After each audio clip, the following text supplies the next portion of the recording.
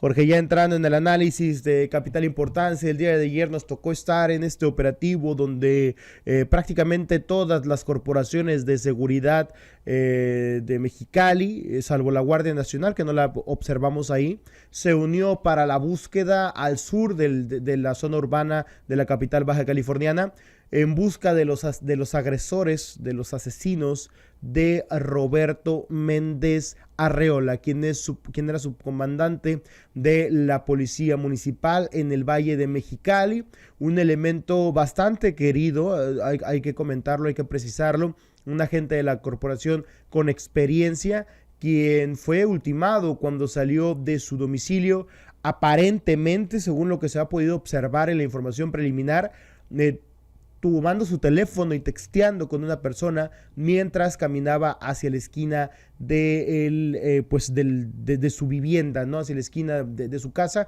que se ubica allá en la zona de Lomas Altas al sur de Mexicali. Jorge, hace mucho que no ocurrió un crimen de esta naturaleza en contra de un mando de la policía municipal. Por la forma en la que se da toda esta agresión armada, ¿no? Porque, bueno, hablamos de como dices, un agente muy querido dentro de la corporación, con muchos años en la Dirección de Seguridad Pública Municipal y que apenas el 14 de octubre del 2024, es decir, menos de un año, estaba al frente de la subcomandancia en la zona Valle, una zona que ha sido identificada dentro del análisis que hace la Secretaría de Seguridad Pública, la Fiscalía, la Secretaría de Harfush, como una de las zonas de mayor incidencia delictiva, principalmente en el tema de homicidios violentos que ocurren en la capital del estado. Esto que nos habla del enfrentamiento que también se tiene de manera directa, no solamente en esta guerra que se vive por el control de lo que los narcos llaman plaza y lo que nosotros identificamos como nuestra casa. Pero ahí es donde también involucra a las corporaciones policíacas, el ataque directo que hace este grupo criminal con dos hombres con armas, al menos dos hombres con armas de grueso calibre, quienes pues sabían que ahí vivía este agente de la subcomandante de la Policía Municipal y que además de esto pues sabían que iba a estar afuera del domicilio a esas horas de la noche, ¿no? Esto ubicado, como dices, en la zona de Lomas Altas, muy en la calle Logroño principalmente, es donde terminan por activar las armas largas y, como vemos en el video, que quedara tendido en el pavimento Villa, impactante las imágenes. Ahí podemos observar que realizó o parece que realizó algunos mensajes o pareciera que estaba texteando previo a la agresión, lo que determinaría que se trata de una persona de confianza con la que estaba conversando momentos antes. Obviamente no podemos establecer quién pudo haber sido, pero pueden observar en ese momento pareciera, él se encuentra prácticamente pues ya a punto de descansar o a punto de dormir en su vivienda cuando es atacado por estos dos sujetos que corren. Se observa por un lado un ataque, por el otro lado otro, fue prácticamente rodeado y atacado de una manera que también no se puede comprender, ¿no? Por la hazaña o por pues el tiempo que permanecieron realizando detonaciones de arma de fuego y que, pues bueno, son un ataque cruzado pareciera y que continúan disparándole aún cuando se encuentra en el piso y que no estaba siquiera armado, ¿no? Este tipo de cuestiones también te señalan o te dan otros indicadores y nada más precisar o agregar, más bien agregar, que se han estado dando varios asesinatos con armas de grueso calibre en zonas de la ciudad. Hay que recordar de ambos casos de los hermanos Tamayo, los cuales fueron ultimados con armas calibre 223 cuando se encontraban en un punto de la ciudad. No estamos hablando del Valle de Mexicali, que es donde en los últimos años se ha identificado que son o que es el epicentro de la violencia. Ya no. Ya es en las calles de la ciudad, ya fue, y en diversos puntos, fue en la zona oponiente de la ciudad, en el conjunto urbano universitario, fue en la zona del Cóndor, en Palaco, que es del otro lado prácticamente, y del otro lado, pero al sur, este asesinato en Lomas Altas. Esto confirma un control en toda la ciudad, de los grupos delictivos para perpetrar un crimen de esta naturaleza. Y cuando se trata de un mando policial, Jorge, sí me parece que tiene un ingrediente muy especial, que hace mucho no mirábamos un atentado así. Si mal no recuerdo, los últimos policías ultimados fueron en San Felipe, y que ya era consejo fundacional, que fue cuando atentaron contra el grupo de mandos de Ramón Valdés, cuando era director de San Felipe, y ya era consejo fundacional, por lo tanto no se contabiliza en Mexicali, pero bueno, prácticamente por el tipo de dinámica que tenemos sí lo es, ¿no? El mensaje que da el narco a la población y a las corporaciones de seguridad, pues es ampliamente notorio o es ampliamente visible, ¿no? Es decir, nosotros tenemos el mando en Mexicali y sin importar dónde te encuentres, como dices, puede estar en el valle, donde lo hemos señalado, lo que ha significado para los rusos, por ejemplo, el tener su búnker en el 57, en el 43, en toda esta zona sur y oriente de la zona agrícola de la capital del estado. Pero también, pues lo mismo pueden vivir en la zona dorada, estos integrantes de los rusos o como los chapitos pueden quedarse en hoteles de la zona turística, pueden convivir en los antros y bares donde acudimos nosotros o acude la población en general, como también pueden asesinarte al exterior de tu casa, como en este caso Uh-huh. al sur de Mexicali. Muy bien identificado que ahí vivía el agente Roberto Méndez Arreola, de 48 años de edad, y que el día de hoy, pues la fraternidad policíaca hacía este mensaje, que más que contundente al crimen organizado, es una reflexión que hacen sobre lo que significa ser un mando policíaco, de entregar tu servicio y en este caso tu vida a las labores para dar seguridad y tranquilidad a la población. Pero eso va más allá de eso, tendríamos que identificar ¿cuál es la labor que realmente están haciendo las corporaciones en el combate a la seguridad? O sea, ¿quién está haciendo qué?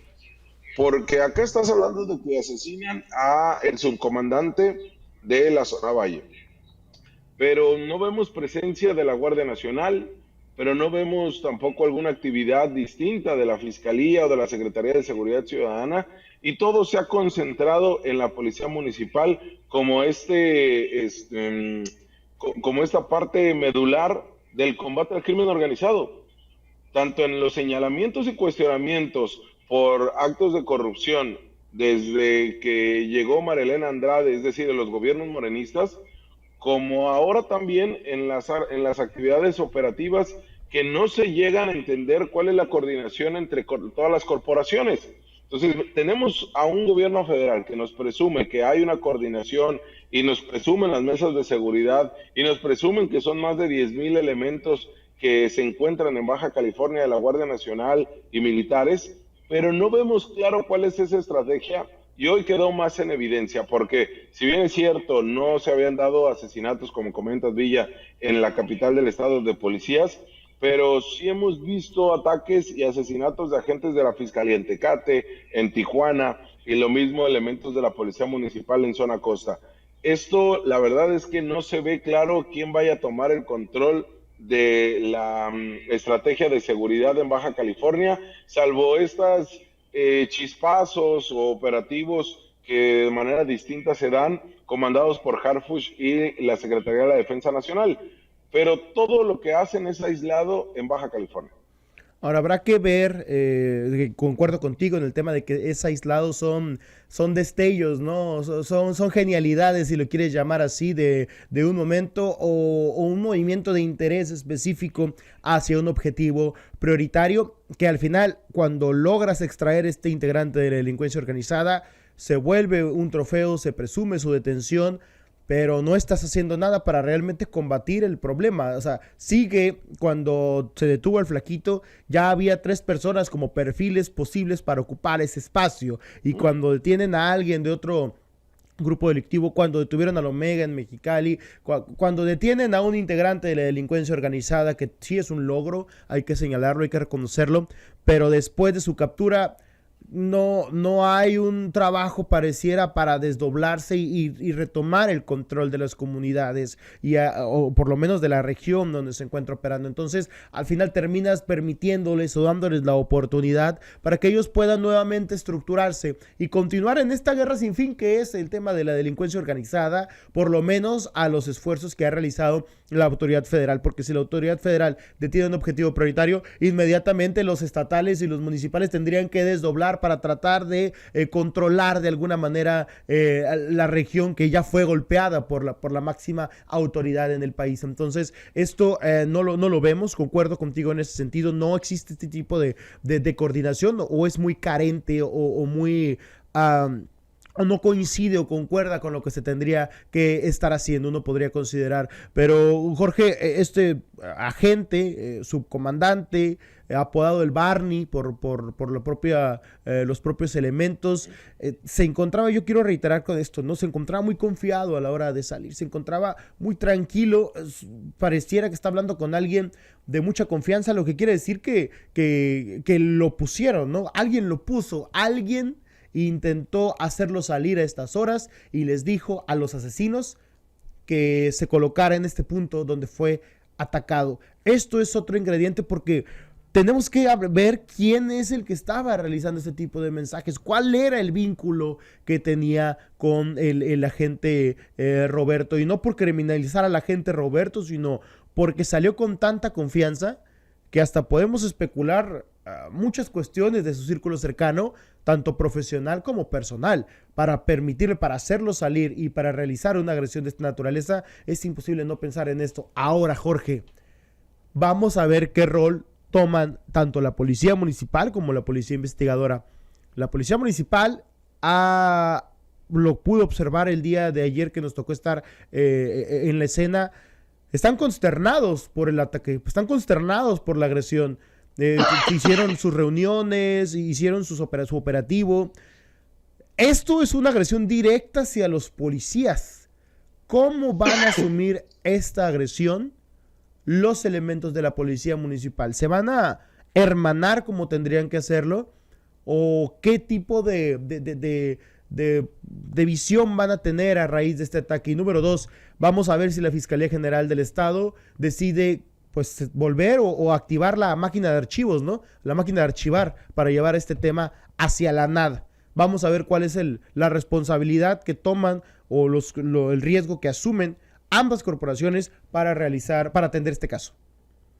Crucial, como dices, la llamada, crucial estos mensajes, porque vemos a un agente Roberto Méndez que no contaba incluso no tenía ni el uniforme, ¿no? O sea, en esa confianza total estaba de salir de su casa, y obviamente hablo de que no contaba con el uniforme porque pues tampoco con el arma de cargo. Entonces, sí, esto nos da una referencia de pues la tranquilidad con la que vivía y además el mensaje que se da, pues que sea el asesinato en la vía pública, ¿no? O sea, no haber ingresado a su domicilio, sino estarlo esperando ahí en esa esquina, asesinarlo y acudirse y salirse inmediatamente. Y lo peor, Villa, es que no se ha detenido nadie al día de hoy. No, para nada. O sea, esto, la verdad, ya nos habla vamos para 12 horas del asesinato y no hay un detenido, pese a que nos hablan de un fuerte dispositivo de seguridad, en donde sabemos que cuando se asesina a un agente o un elemento de alguna corporación,